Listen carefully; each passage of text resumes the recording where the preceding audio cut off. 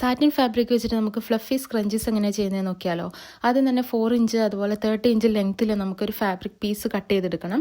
അതിനുശേഷം ഫാബ്രിക്കിൻ്റെ നല്ല വശം ഫേസ് ടു ഫേസ് വരുന്ന രീതിയിൽ ഇതുപോലെ എൻ്റെ ഒന്ന് സ്റ്റിച്ച് ചെയ്ത് കൊടുത്തിട്ട് ഇതുപോലെ മടക്കി വെച്ചതിന് ശേഷം ഉള്ളിലെ പീസ് ഇതുപോലെ വെച്ചിട്ട് നമ്മുടെ ഔട്ടർ ലെയർ നമ്മൾ ഇതുപോലെ ഫേസ് ടു ഫേസ് വരുന്ന രീതിയിൽ ഒന്ന് സ്റ്റിച്ച് ചെയ്തെടുക്കണം.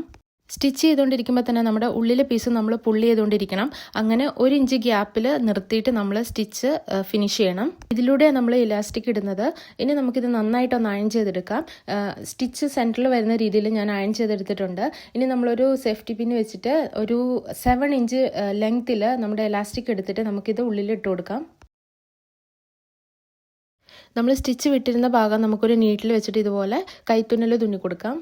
അപ്പോൾ നമുക്കിതുപോലെ നല്ല പെർഫെക്റ്റ് ആൻഡ് ഫ്ലഫി ആയിട്ടുള്ള സ്ക്രഞ്ചീസ് കിട്ടും. നിങ്ങൾ ട്രൈ ചെയ്ത് നോക്കണം. വീഡിയോ ഇഷ്ടമായിട്ടുണ്ടെങ്കിൽ ലൈക്ക് ചെയ്യാനും ഷെയർ ചെയ്യാനും മറക്കരുത്. പിന്നെ ചാനലൊന്ന് സബ്സ്ക്രൈബും കൂടെ ചെയ്യണം. പിന്നെ നിങ്ങളുടെ അഭിപ്രായങ്ങൾ കമൻറ്റ് ചെയ്യുക. താങ്ക്